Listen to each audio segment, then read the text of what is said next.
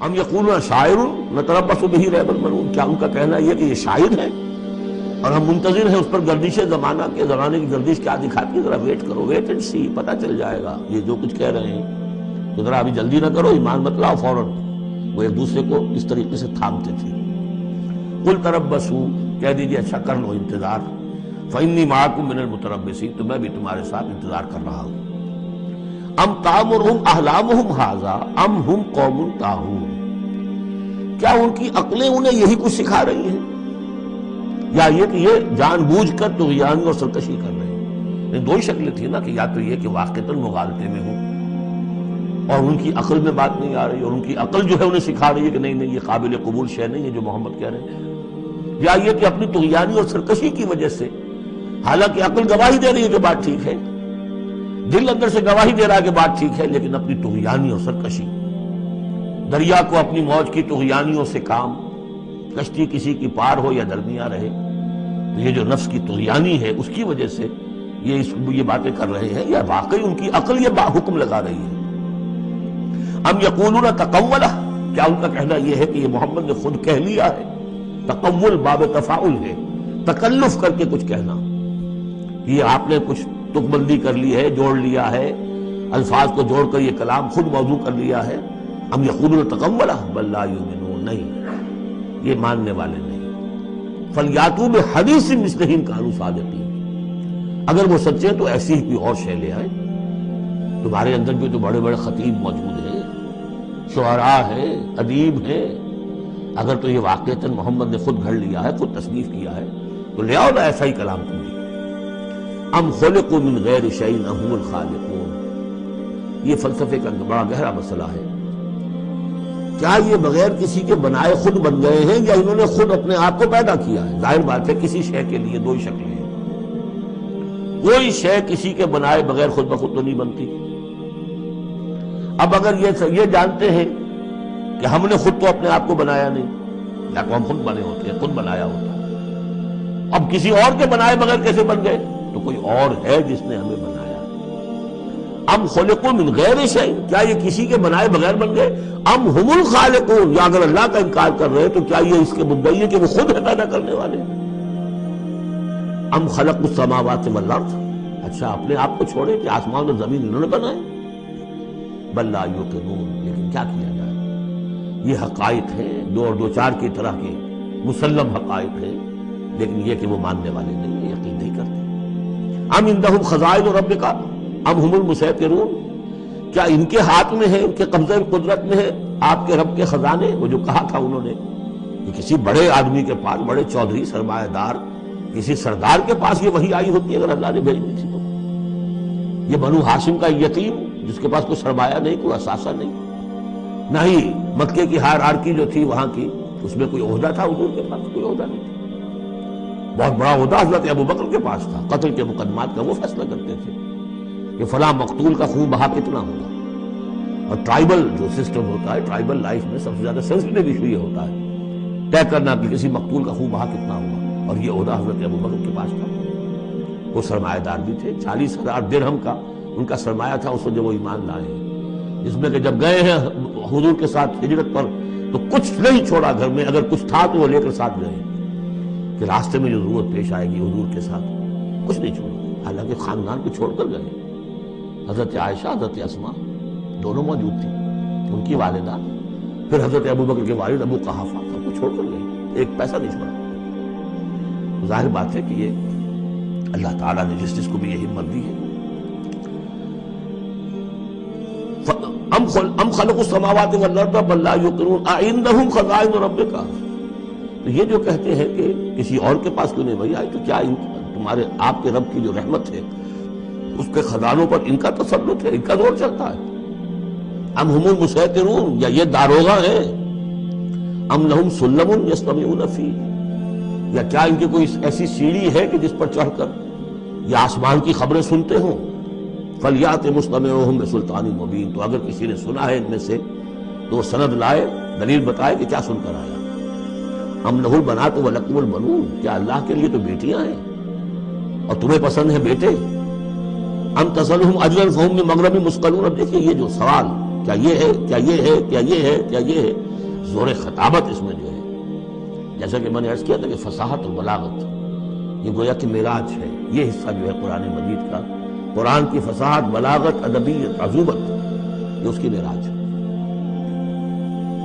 ام عندہم الغیب فہم یکتبون ام تسألہم اجرا، تو اے نبی کیا آپ نے ان سے کوئی اجرت طلب کر لی ہے جو یہ بدک رہے ہیں اور آپ کو وہ اجر دینے کے لیے آمادہ نہیں ہے؟ ظاہر بات ہے جواب تو سب کا نہیں ہے۔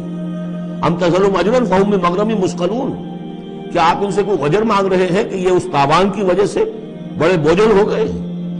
ام عندہم الغیب فہم یکتبون، کیا ان کے پاس غیب کا علم ہے جسے یہ لکھ رہے ہیں؟ ام یریدون کیدا، یا یہ چال چل رہے ہیں، جھوٹی بہانے بنا رہے ہیں، اپنے عوام کو روکنے کے لیے یہ سخن سازی کر رہے ہیں، باتیں بنا رہے ہیں، خود ان کے دل جو ہے ان باتوں کو نہیں مانتے۔ فرمایا ام یکیدون کیدا ام یریدون کیدا فالذین کفروا هم المکیدون، اصل میں جو کافر کر رہے ہیں وہ خود ایک چال کا شکار ہو گئے ہیں۔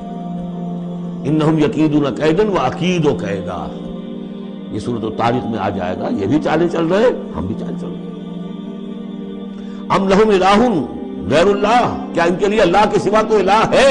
سبحان اللہ عما یشرکون، پاک ہے اللہ اس سے جو شرک کیا کر رہے ہیں۔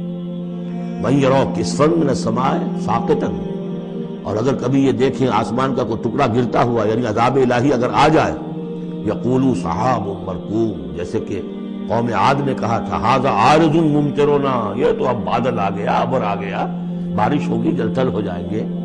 یہ بھی کہیں گے یقولوا سحاب مرکوم، کہ یہ تو بادل ہے تہ بر تہ، فذرہم حتی یلاقوا یومہم الذی فیہ یوعدون، تو اے نبی ذرا ان کو چھوڑے رکھیے، ذرہم، یہ ابتدائی صورتوں میں یہ آپ کو لفظ بار بار ملے گا، ذرہم ذرنی ومن یکذب بہذا الحدیث سنستدرجہم من حیث لا یعلمون واملی لہم ان کیدی متین۔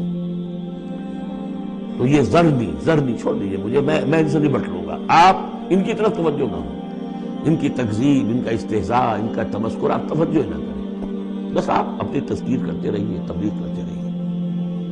فذرہم حتی یلاقوا یومہم الذی فیہ یوعدون، تو چھوڑ رکھیے ان کو یہاں تک کہ وہ ملاقات کر لیں اپنے اس دن کی جس دن میں کہ یہ ان پر بجلی کی کڑک گرے گی۔ یوم لا یغنی عنہم کیدہم شیئا، جس دن ان کی یہ ساری چالیں ناکام ہو جائیں گی، کوئی ان کے کام نہیں آ سکے گی۔ ولا ہم ینصرون، نہ ان کی کوئی مدد کو ملے، کوئی ان کی مدد کو پہنچے گا۔ وَإِنَّ لِلَّذِينَ ظَلَمُوا عَذَابًا دُونَ ذَلِكَ، اور وہ جو بھی آنا ہے عذاب آخری، اس سے پہلے ان کے لیے، ان کافروں کے لیے، ان ظالموں کے لیے، مشرکوں کے لیے اور بھی عذاب ہے۔ وہ عذاب یا تو قحط مکہ میں جو قحط پڑا تھا سب، جو ہم سورہ دخان میں پڑھائے ہیں، اور یا یہ کہ مقتل بدر، جس میں کہ 70 ان کے بڑے بڑے سردار جو ہیں وہ کھیت رہے۔ وَلَٰكِنَّ أَكْثَرَهُمْ لَا يَعْلَمُونَ، لیکن ان کی اکثریت علم نہیں رکھتی۔ وَاصْبِرْ لِحُكْمِ رَبِّكَ فَإِنَّكَ بِأَعْيُنِنَا، اے نبی آپ اپنے رب کے حکم کا، فیصلے کا انتظار کیجیے، صبر کیجیے، جلدی نہ کیجیے۔ فَاصْبِرْ، ان صورتوں میں اکثر آپ دیکھیں گے، یہ بھی 29ویں پارے کی صورتیں بھی، فَاصْبِرْ سورہ مدثر میں بھی وَاصْبِرْ، یہ بار بار آئے گا، اے نبی صبر کیجیے۔ سورہ مزمل میں وَاصْبِرْ عَلَىٰ مَا يَقُولُونَ وَاهْجُرْهُمْ هَجْرًا جَمِيلًا، جو کچھ یہ کہہ رہے ہیں سنیے اور صبر کیجیے۔ وَلِرَبِّكَ فَاصْبِرْ، اپنے رب کے لیے انتظار کیجیے۔ فَاصْبِرْ وَمَا صَبْرُكَ إِلَّا بِاللَّهِ، صبر کیجیے اور آپ کا صبر جو ہے وہ تو اللہ ہی کے سہارے پر ہے۔ اس سے پہلے ہم پڑھا ہے فَاصْبِرْ کما صبر اولو العزم من الرسل، صبر کیجئے جیسے کہ ہمارے اور اولو العزم پیغمبروں نے صبر کیا۔ ذرا تصور کیجئے کہ ہمارے پیغمبر نوح نے 950 برس تک صبر کیا۔ وَاصْبِرْ لِحُكْمِ رَبِّكَ، جب صبر کے بعد لام آ جائے تو اس کے معنی انتظار کے ہوتے ہیں۔ صبر کیجئے اپنے رب کے حکم کا، یعنی انتظار کیجئے۔ فَإِنَّكَ بِأَعْيُنِنَا، آپ ہماری نگاہوں میں ہیں، ہم دیکھ رہے ہیں۔ یہ ہم پڑھ چکے ہیں، سورہ یونس میں بھی آیا تھا، آپ کسی شان میں بھی ہوتے ہیں لیکن ہم دیکھ رہے ہوتے ہیں۔ وَسَبِّحْ بِحَمْدِ رَبِّكَ حِينَ تَقُومُ، اور جب آپ کھڑے ہوں، عام طور پر خیال یہی ہے کہ جب رات کو آپ کھڑے ہوتے ہیں تہجد کے لیے، جس کے لیے کہ سورہ مزمل میں آئے گا قُمِ اللَّيْلَ إِلَّا قَلِيلًا نِصْفَهُ أَوِ انقُصْ مِنْهُ قَلِيلًا أَوْ زِدْ عَلَيْهِ وَرَتِّلِ الْقُرْآنَ تَرْتِيلًا۔ شروع میں تو اصل نماز وہی تھی، رات کی نماز۔ جب آپ کھڑے ہوں اپنے رب کی حمد کے ساتھ تسبیح کرتے رہیے۔ وَمِنَ اللَّيْلِ فَسَبِّحْهُ، رات کے ایک حصے میں بھی، یعنی یہ کہ اور بھی حصے ہیں تہجد کے علاوہ جو آپ کو معلوم ہے، بعد میں پھر یہی چیزیں ہیں جو تبدیل ہو کر اور اس کی متعین شکلیں بن گئی۔ مغرب بھی رات ہی کا ایک حصہ ہے، اس لیے کہ غروب شمس کے بعد ہے۔ عشاء بھی رات کا ایک حصہ ہے۔ وَمِنَ اللَّيْلِ فَسَبِّحْهُ، رات کے حصے میں آپ تسبیح کیجئے اس کی، وَإِدْبَارَ النُّجُومِ، اور جب تاروں کا قافلہ پیٹھ موڑے، تار جا رہے ہوں یعنی صبح آ رہی ہے، یہ گویا کہ قافلے کا جو تاروں کا قافلہ ہے وہ گویا کہ کوچ کرنا شروع کرتا ہے۔ جب صبح کی آمد ہوتی ہے تو اس وقت بھی تاروں کے پیٹھ پھیرتے وقت بھی آپ تسبیح